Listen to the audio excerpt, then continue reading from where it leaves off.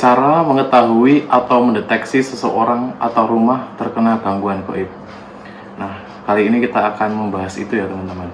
Saya akan menjelaskannya secara supranatural dan spiritual. Simak baik-baik. Ciao.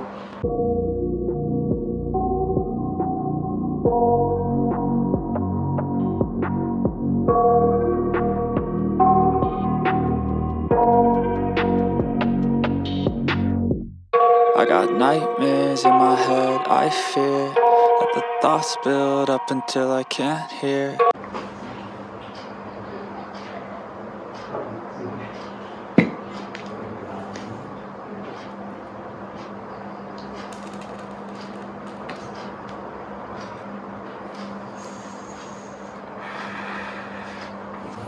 Assalamualaikum warahmatullahi wabarakatuh. Selamat datang di Supranatural Modern. Bersama saya Jagat akan membahas seputar kehidupan dari segi supranatural dan spiritual. Mendeteksi gangguan gaib. Nah, bagaimana seseorang itu, cara awal kita mengetahui bahwa diri kita ataupun rumah hunian kita terkena gangguan gaib adalah biasanya itu yang pertama itu kita merasa cemas yang berlebihan, terus kedua itu malas ibadah, terus yang ketiga biasanya itu kita melakukan ibadah itu susah untuk khusyuk ya teman-teman. Nah, terus keempat biasanya itu di jam-jam tertentu kita itu akan merasakan sakit di bagian tubuh tertentu, misalkan di sini berat ataupun di sini kita terasa panas seperti itu ya. Terus biasanya lagi orang yang terkena gangguan gaib itu akan mudah marah ya. Jadi kalau sudah beristri dia akan mudah marah dengan istrinya, sering ngamuk, hal-hal sepele pun membuat marah yang besar berlebihan. Nah itu biasanya seorang terkena gangguan gaib ya. Terus lagi mudah uring-uringan, pokoknya semua marahnya mudah tersulut. Nah itu biasanya itu seseorang terkena gangguan gaib ya kalau sudah seperti itu ya teman-teman. Orang yang terkena energi negatif ataupun gangguan gaib itu, jadi dulu tatkala dia muda itu dia pergi ke seorang dukun, terus di dalam tubuh itu dimasukkan sesuatu benda pusaka ataupun keilmuan, dimasukkan sesuatu, biasanya pergi ke dukun karena minta perlindungan ataupun kebal dan lain-lain seperti itu ya. Jadi karena tuntutan pekerjaan dan lain-lain, susu. Nah itu seiringnya dengan waktu dan tidak terpakai lagi, biasanya kan seorang itu ingin membuang itu. Nah kalau untuk ke tempat dukun yang biasa mengisikan dan dukun tersebut telah meninggal, biasanya itu dia berusaha dengan cara menghilanginya adalah jadi melanggar pantangan ya, seolah-olah itu biar tidak ada efek lagi. Tapi itu salah ya teman-teman. Jadi tatkala dulu seorang sudah memasukkan sesuatu ke dalam tubuh dengan bantuan seorang dukun, itu nanti tatkala dia sudah tidak memerlukan lagi, jadi dia akan berusaha mengganggu ya. Jadi seperti ini. Jadi dulu dibutuhkan misalkan ada ramuan ataupun syarat untuk memakai, terus ketika tidak ingin digunakan lagi, terus dia itu melanggar pantangan, tidak menggunakan syarat tersebut, biar tujuan hilang itu tidak akan hilang dan itu akan berbalik menyerang ya.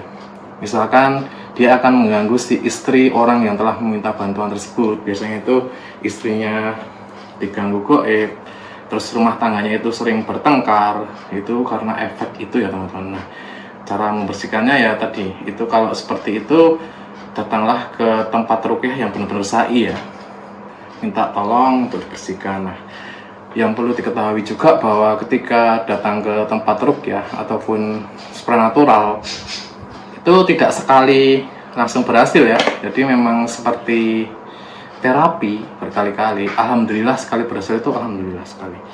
Tapi biasanya itu kesalahan kebanyakan orang itu beranggapan bahwa supranatural pun sekali datang sembuh semua, tidak ya. Jadi misalkan sudah ditangani terus nanti dia berpesan nanti hari kelima datang lagi ya. Seperti itu sebenarnya itu untuk mengunci ya, biar tidak kambuh, misalkan sakit biar tidak kambuh. Jadi kalau untuk disarankan datang, sebaiknya datang lagi seperti itu. Terus kalau untuk mengatasinya secara supranatural sendiri adalah teorinya seperti ini ya. Jadi seorang dengan gangguan gaib biasanya itu di tubuh ataupun di darah, makanya itu supranatural. Misalkan saya melakukan nih, saya tembakkan energi positif ke dalam diri seseorang itu, makanya untuk membersihkan semuanya ya teman-teman. Misalkan dulu pernah memasukkan sesuatu ke dalam tubuh itu, kita juga mengambilnya lagi ya, seperti itu. Itu teori simple yang bisa saya jelaskan secara logika seperti itu. Jadi dengan cara menembakkan energi positif ke dalam diri seseorang, terus kalau dia dulu pernah memasukkan suatu benda, ya itu harus kita ambil lagi, seperti itu. Atau dengan cara kedua yaitu jamasan ya biasanya. Jamasan itu lebih aman karena dilebur, jadi dengan energi api jamasan yang udah ada di video saya sebelumnya, video kita sebelumnya, nanti bisa dilihat lagi video jamasan. Nah itu, jadi dengan jamasan itu bisa melebur, jadi tanpa efek, tanpa harus dengan tenaga ekstra kita mengeluarkannya, nanti sudah lebur dan bisa keluar dengan kotoran, seperti itu. Nah, jadi sedikit saya terangkan seperti itu. Mungkin kalau ada kekurangannya atau ada pertanyaan akan saya jelaskan lebih detail lagi ya teman-teman. Nah, jika kalian menemukan video ini dan kalian butuh bantuan hal-hal gaib ya, jadi kemarin itu banyak yang minta bantuan itu bukan hal gaib ya, hal aneh-aneh yang misalkan membalikkan barang yang hilang, jadi tergiling seperti itu. Saya tidak melakukannya, bukan berarti tidak bisa, tapi memang kita itu fokusnya ke gaib. Kenapa? Karena takut salah arah ya, seperti itu. Insya Allah kita tidak memerlukan syarat apapun ataupun seperti aneh-aneh lah. Jadi untuk hal-hal yang bersifat di luar, yang melanggar syar'i, melanggar agama, kita tidak melakukan ya teman-teman. Jadi kita itu murni pure tenaga dalam, supranatural, dan kita juga menggunakan bacaan-bacaan ayat seperti itu. Nah, jika kalian menemukan video ini, kalian butuh bantuan gaib, kita siap membantunya ya, seperti membersihkan diri, membersihkan rumah, santet, kiriman, kita siap membantu. Tapi untuk sementara ini kita, karena keterbatasan kita hanya bisa membantu di daerah Kalisdenan Surakarta dan Jogja dulu ya teman-teman. Nah, ambil baiknya, kebenaran hanya dari Allah. Wallahu a'lam bishawab. Terima kasih telah menyaksikan. Ciao.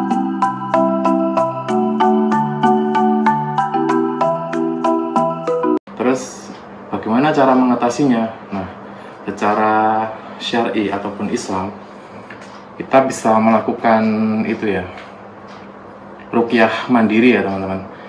Biasanya itu dalam keilmuan supranatural kita pun menggunakan ayat. Jadi saya sering kali itu menggunakan seperti bacaan ruqyah. Jadi misalkan saya awali dengan auzu bikalimatillahi tammati min syarri ma khalaq, berlindung dengan kalimat-kalimat Allah yang sempurna dari kejahatan makhluknya. Nah, diawali seperti itu, terus hasbunallah wa ni'mal wakil, ni'mal maula wa ni'mal nasir. Lakukan seperti itu lagi. Terus baca bacaan yang kalian ketahui.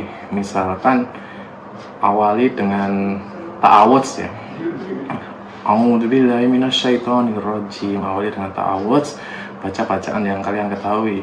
Misalkan Al-Fatihah, Al-Ikhlas, An-Nas, Al-Falaq. Kalau hafal baca ayat kursi. Terus dilanjut dengan Al-Baqarah ya, apa sih? Ayat kursi juga bagian dari Al-Baqarah ya teman. Di awal Al-Baqarah sama akhir ayat-ayat akhir Al-Baqarah. Alif lam mim zalika kitabullah, sama ayat Al-Baqarah akhir. Nah, Rasulullah bersabda, letakkanlah tanganmu pada tempat yang terasa sakit, kemudian bacalah bismillah 3 kali, terus dilanjut dengan bacaan auzubillahi wa qudratihi min syarri ma ajidu wa wajiru. Lakukan itu 7 kali. Nah, itu hadis riwayat Muslim ya teman-teman.